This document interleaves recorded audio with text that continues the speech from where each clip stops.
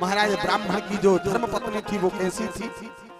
उसने जैसे ही लिया हाथ में और महाराज देखा चारों तरफ, और ये कहां से ले आया पगला? लेके फल में भी संतान होए। महाराज जो व्यक्ति नास्तिक होता है ना, जो आस्तिकता में भी वो व्यक्ति तर्क करता है। हमेशा सच्चाई में, धर्म में, भगवान में, भक्ति में जो तर्क करता है, महाराज समझ जाइए ये एक नंबर का नास्तिक है। एक नंबर का नास्तिक, 2 नंबर वाला नहीं, 1 नंबर वाला। और धुंधली महाराज 1 नंबर से भी कुछ ऊपर होता तो हम वो भी कह देते, इतनी नास्तिक। उसने अपने पति का मान रखने के लिए कह दिया, हाँ हाँ महाराज, अरे वाह बड़ी अच्छी बात है, हाथ में रख लिया। बोले अभी मैंने स्नान नहीं किया, साफ सफाई कर रही थी घर की। बोले अभी मैं स्नान करूंगी पर बड़े प्रेम से खा लूंगी, आप जाओ अपना काम करो। और ले गई फल को रख दिया महाराज कहीं कोने में। और जब बढ़िया भोजन पानी करके डकार लई, अब विचार आया, बोले अब फल की कछु देखे व्यवस्था क्या करना है। पड़ोसन को बुलाया, पड़ोसन आई। बोले बहन एक बात बता, बड़ी दुविधा में हूं मैं तो। और आप अगर किसी पड़ोसी के सामने ये कह दो कि बड़ी दुविधा में, फिर देखना पड़ोसी कैसे आनंद के साथ सुनेगा। अच्छा क्या हो गया बताओ, जरा कह दो किसी को कि अरे भैया बड़ी परेशानी। महाराज पड़ोसन बोली बहन क्या बात है? बोले बहन मेरे पति देव कहीं से एक फल ले आए और कह रहे थे जाए खा लो तो संतान होगी। पड़ोसन सीधी सादी थी बेचारी। अच्छा अच्छा है बहन, खा ले, अच्छी बात है, भगवान करे तेरे घर भी संतान हो जाए। बोले बहन एक बात तो सही है, मैं खा लूं संतान हो जाए, लेकिन मेरे मन में एक बात आ रही। बोले क्या बात आ रही? बोले मैंने सुना है कि जब गर्भ में संतान आ जाती है तो बड़ा कष्ट होता है। बोले वो भोजन पानी भी कम हो जाता है, अच्छी अच्छी चीजें नहीं खा सकते। बोले हाँ बहन सही सुना है। बोले बहन जब मैं खाऊंगी नहीं बढ़िया बढ़िया चीजें तो कमजोर नहीं हो जाऊंगी, और कमजोर हो जाऊंगी तो मेरी ताकत शक्ति शरीर की कम हो जाएगी, तो घर के काम धाम कौन करेगा? अरे बोले ले काम धाम की चिंता करती है, वैसे भी घर में कछु मंगल उत्सव हो बे, कछु आनंद की बात हो बे, कछु बड़ो अच्छो समाचार हो बे, शादी ब्याह मंगल हो बे, तो घर की जो बेटियां होती हैं उनको वैसे ही देना ही पड़ता है उपहार। जो ननद होती हैं, एक काम कर, जब तुझे लगे ऐसा कि अब काम नहीं बन रहा तो ननद को बुला लेना, बढ़िया 6-8 महीना काम करवाना और फिर बढ़िया दे देना 100 रुपया की साड़ी, काम बन जाएगा। अरे जैसे ही ननद की बात सुनी, बोले ले पड़ोसन को बोली मेरी ननद महा चोटी। बोले सब ढोके ले जाए, कछु छोड़ेगी नहीं, इतना मेहनत करके गृहस्थी बनाई। पड़ोसन बोली नहीं बहने ऐसा नहीं करते। तो बोले मैं तो कर लूं काम, चल ठीक है कोई बात नहीं, लेकिन एक बात और बता। बोले का? बोले मैंने सुना है कि गर्भ में जब संतान रहती है तो चलते भी नहीं बनता तेज। बोले तो कहां दौड़ लगावे जाएगा? अरे बोले जाने तो नहीं है, लेकिन सोच देव योग से कहीं गांव में आग लग गई तो? बोले गांव में आग लग गई तो क्या हो जाए? बोले सब गांव वाले तो भाग कर दूर खड़े होकर बच जाएंगे। बोले मैं मर जाऊंगा। बोले फालतू बात सोचती है। बोले छोड़ तू तो खा ले। हाँ बहन खा तो लूं, लेकिन फिर भी बोली एक बात और बता दे। बोले का? बोले मैंने सुना है सुखदेव महाराज जी ने भागवत कही थी, बोले अपनी मैया के पेट में 12 वर्ष तक रहे थे। कितने? बोले 12 वर्ष रहे थे। बोले अच्छा। बोले मेरे पेट में कहूँगा 2-3 साल रह गो तो मैं तो मर जाऊंगा। पड़ोसन बोली अरे राम ये कहां से ले आई तुझे सब? छोड़ तू तो खा ले, पति की बात मान ले। महाराज धुंधली कहने लगी। अब धुंधली तो धुंधली, यथा नाम हो तथा गुणा। महाराज पड़ोसन से कहने लगी बहन एक बात और बता दे। बोले का? बोले मैंने सुना है, बोले चल जैसे तैसे गर्भ धारण होगा। मान ले मैंने दुख झेलते झेलते रोते गाते चलते फिरते 8 महीना बिता ले और 9वां महीनों आ गो, और मैंने सुना है कई माताएं जन्म देते देते ही मर जाती हैं शिशु को। और वो जन्म दे नहीं पाती। बोले स्त्री का महाराज कहते हैं भैया स्त्री के 3 जन्म होते हैं। पहला जन्म स्त्री का होता है अपने माँ बाप के घर में जब वो पैदा होती है। दूसरा जन्म होता है जब वो संतान को जन्म देती है। दूसरा जन्म होता है जब वो विवाह होकर के दूसरे घर में जाती है, तब दूसरा जन्म होता है। और तीसरा जन्म होता है संतान को जन्म देते समय। बोले अगर मैं मर गई तो बोले ये सब मेरे जोड़ी भरी संपत्ति दूसरे उपभोग करेंगे, इसलिए बोले कम से कम संतान ना होए तो ना होए, बोले कम से कम मैं जिंदगी भर अपनी संपत्ति का भोग तो करूंगी।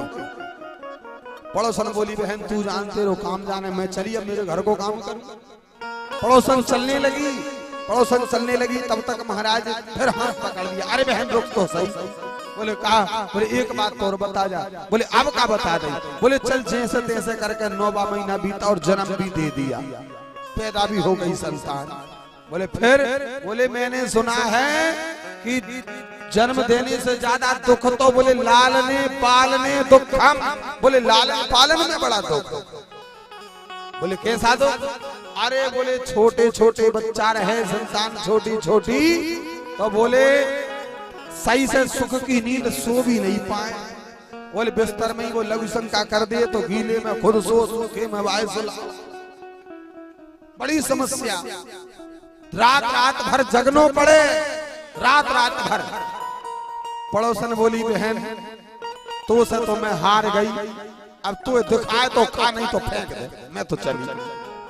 पड़ोसन परेशान होकर महाराज चली गई।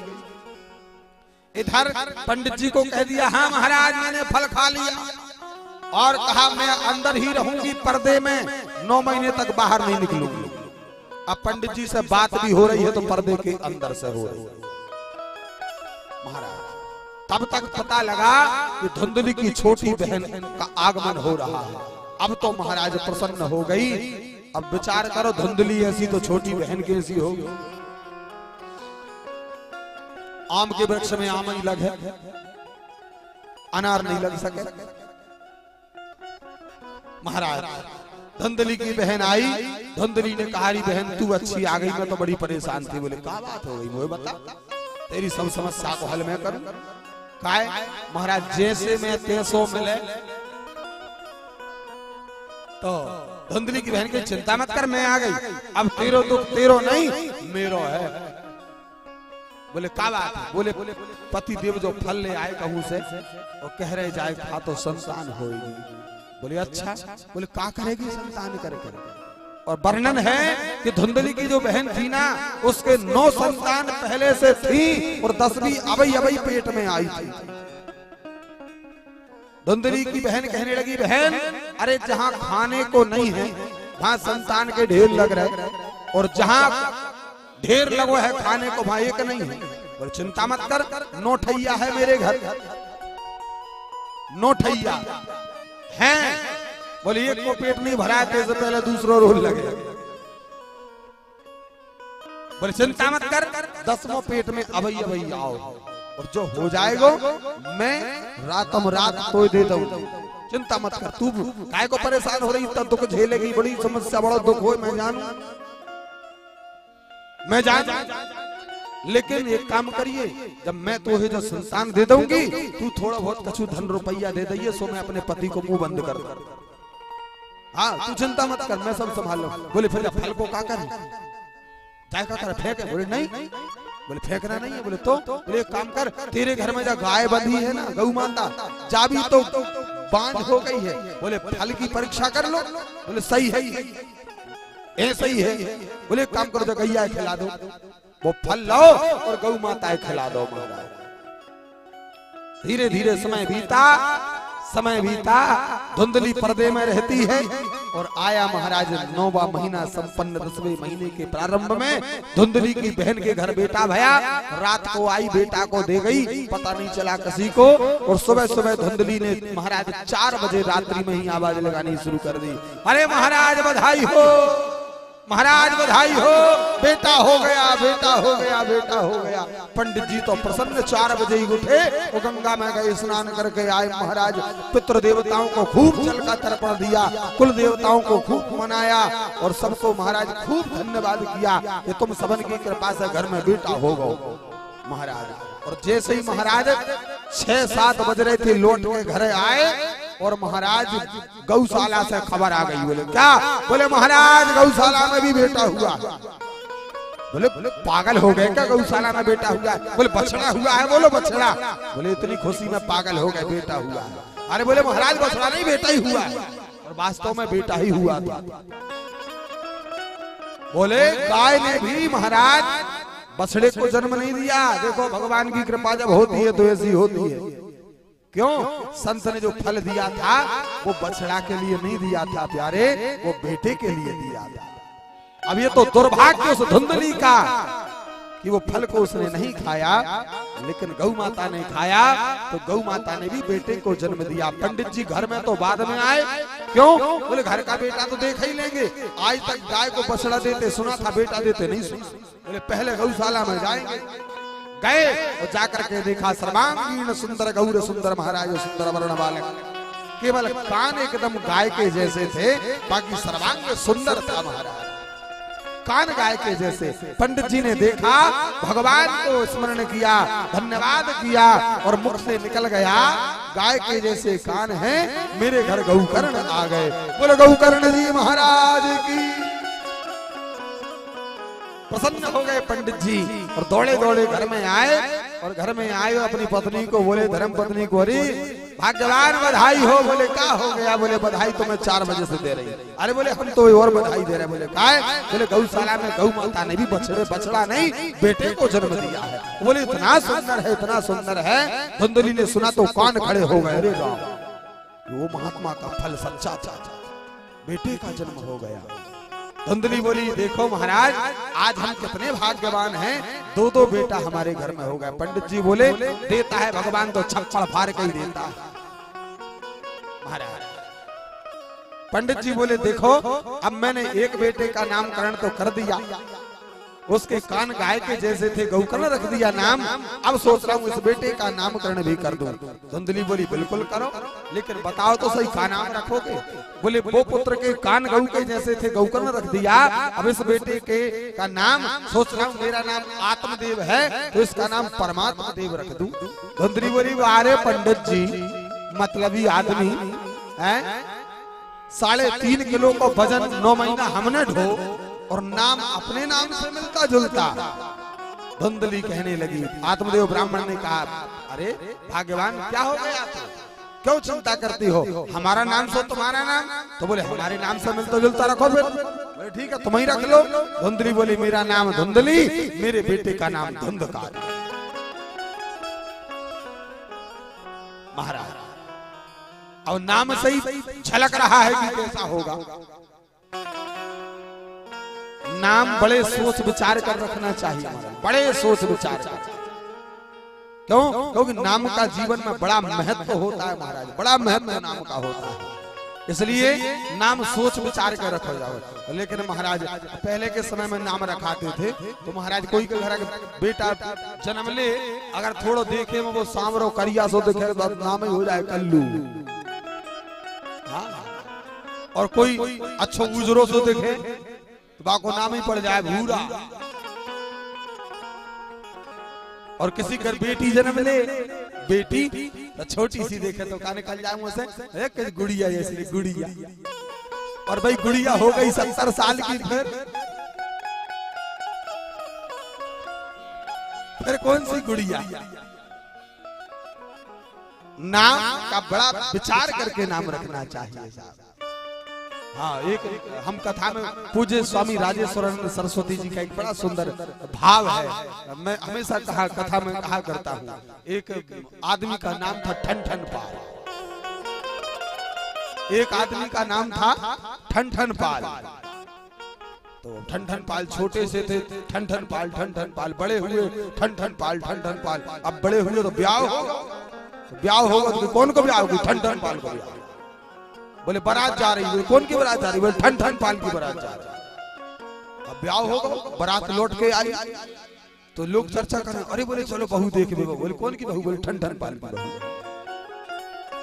अब मोहल्ले में बारात घर ही आ गया तो पड़ोसन बाजू वाली घर में चर्चा कर रही थी अपनी सास से, ये मैया बोले का? बोले ठन ठन पाल की बहू कितनी अच्छी। और दीवाल के बाद तरफ ठन ठन पाल की बहू सुन रही थी। अब बा के मन में बड़ा बुरा लगा, कैसा नाम है ठन ठन पाल। सुनते सुनते 2-4 महीना बीत गए। लगी एक दिन गुस्सा आ गई तो कहने लगी अपने पति से, बोले सुनो, बोले का अब कहा है कि नई बहू आए तो बेचारी 8-15 दिन का सुनाई बोले, लेकिन 2-3 महीना में तो हिम्मत खूब हो जाए। अब तो घर में नहीं, फिर तो महाराज पूरे मोहल्ला सुने, इतनी हिम्मत आ जाए। तो अपने पति से बोली सुनो, बोले का? बोले अपना नाम बदल लो। बोले नहीं तो हम चले जाएंगे। बोले कहाँ जाएगी? बोले अपने मायके चले जाएंगे। बोले चली जाए, कल की जाने वाली आज चली जाए, वो भी ठन ठन पाल ठहरो।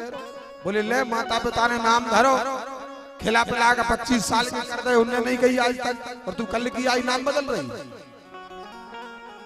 नहीं बदलेंगे, जा। चली गई महाराज। रास्ते में चलते गई तो महाराज अब जहां से दादाजी दरबार तरफ से चली हुई तो मेहरा गांव क्रॉस करके थोड़ी आगे बढ़ी हुई, बोर तलाई चौराहे तरफ पहुंची हुई तो वहां एक सुंदर सी कन्या कंडा बीन रही थी, बड़ी सुंदर सी दिख रही थी।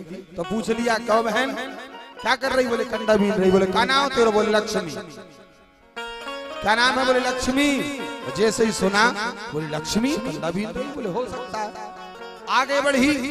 आगे बढ़ी महाराज भीला खेड़ी तरफ चल रही थी। तब तक देखती है कि महाराज वहां से एक गाड़ी, बैलगाड़ी में भूसा भर के एक आदमी आ रहा होता।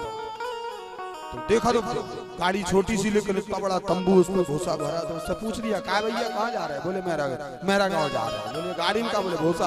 बोले तुम्हारा नाम का? बोले धनपाल। बोले धनपाल भूसा ढो रहे। आगे बढ़ी भीला खेड़ी पहुंची, तब तक उधर कोई की सब यात्रा निकल रही थी। बहुत लोग 100-500 आदमी चले जा रहे। तो देखिए, अरे राम जी कौन? देखा सब चिल्ला रहे, राम नाम सत्य है, राम नाम सत्य है। तो एक आदमी से पूछ ही लिया, बोले भैया ये का है? बोले दिख नहीं रहा। का है? बोले मर गए। बोले कौन मर गए? अरे बोले तू क्या करने जा, मर गए सो मर गए। बोले नहीं बताओ तो कौन मर गए? कौन थे? बोले अमर सिंह। बोले अच्छा अमर सिंह। बोले अमर थे तो मर काहे गए? बोले बहन सही पूछ ले काहे मर गए?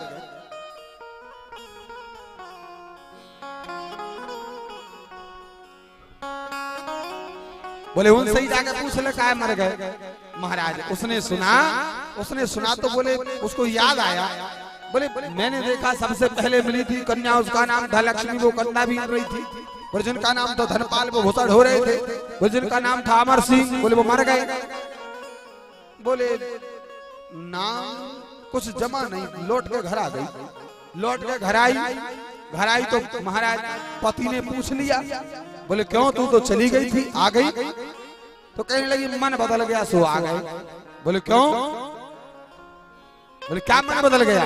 तो कहने लगी अरे कंडा भी न लक्ष्मी और भूसा ढोवे धनपाल, और अमर सिंह तो मर गए और तुम भले मेरे ठन ठन पाल। भैया नाम गलत रहने से पत्नी छोड़ के चली गई, इसलिए हमेशा नाम बड़े सोच विचार कर रखना चाहिए। धुंधली ने अपने बेटे का नाम धुंधकारी रख दिया। बड़े हुए दोनों बेटे, नाम दोनों ने कमाया, हाँ, पर नाम में अंतर है। एक महाराज विख्यात हुआ और एक कुख्यात हुआ। प्रार्थना करना सबके घर के बच्चे नाम कमाएं, पर विख्यात होवे, कुख्यात कोई ना होवे। हाँ, गौ कर्ण पंडित हो ज्ञानी, धुंधकारी महाखला। गौ कर्ण जी ने नाम कमाया, बहुत विद्वान हैं महाराज, बहुत विद्वान हैं, बहुत अच्छे हैं। और धुंधकारी का क्या नाम हुआ? धुंधकारी बोले एक नंबर का चोर, एक नंबर का डाकू, एक नंबर का मांस मदिरा भक्षण करने वाला, दुराचारी, दुराकर्मी। महाराज ऐसा दोनों का नाम हुआ। धीरे धीरे समय बीता महाराज, धीरे धीरे समय बीतता गया।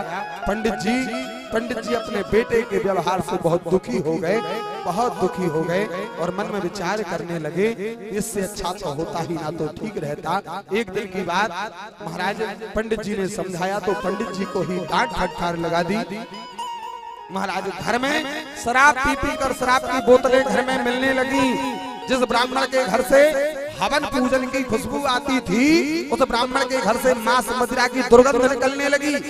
महाराज ब्राह्मण दुखी हो गया, एक दिन रोने लगा एक कोने में बैठ करके, हे भगवान ऐसा पुत्र क्यों दिया। अब ब्राह्मण को कौन बताए कि ये तेरे घर में पैदा ही नहीं हुआ तो तेरे गुण कहां से आए। महाराज गौकर्ण जी आए और गौकर्ण जी ने कहा पिताजी क्या बात है, क्यों रो रहे हो। भागवत में लिखा है धुंधकारी ने कभी आत्मदेव ब्राह्मण को पिताजी कहकर संबोधित नहीं किया, साहब कभी नहीं कहा। पिताजी कहता था तो गौकर्ण ही श्रद्धा से पिताजी कहते थे। क्यों रो रहे हो, गौकर्ण जी ने पूछा। आत्मदेव ब्राह्मण ने रोते रोते सब बात बताई। गौकर्ण जी ने बहुत प्रकार से समझाया, पिताजी आप रोइए मत, क्यों रोते हो। पुत्र के बारे में सोचकर रोते हो। माई बाप पुत्र शास्त्र के अनुसार कितने प्रकार के पुत्र होते हैं, 4 प्रकार के पुत्र होते हैं। पहला पुत्र कौन, ध्यान देना, पहला पुत्र होता है जिसका नाम होता है लेनदार। पहला पुत्र कौन है, लेनदार। क्या मतलब है, पिछले जन्म में महाराज पिछले जन्म का लेनदार था, आपने पिछले जन्म में जिसका खाया है वो पुत्र बनकर तुम्हारे घर में आया और अब उसका कर्जा चुकाओ, पालो पोसो, बड़ा करो, पढ़ाओ लिखाओ, विवाह करो और उसका लेन देन जब क्लियर हो जाएगा वो आपको छोड़ करके चला जाएगा। ये कौन सा पुत्र है, लेनदार। दूसरा नंबर का पुत्र कौन सा होता है, दुश्मन।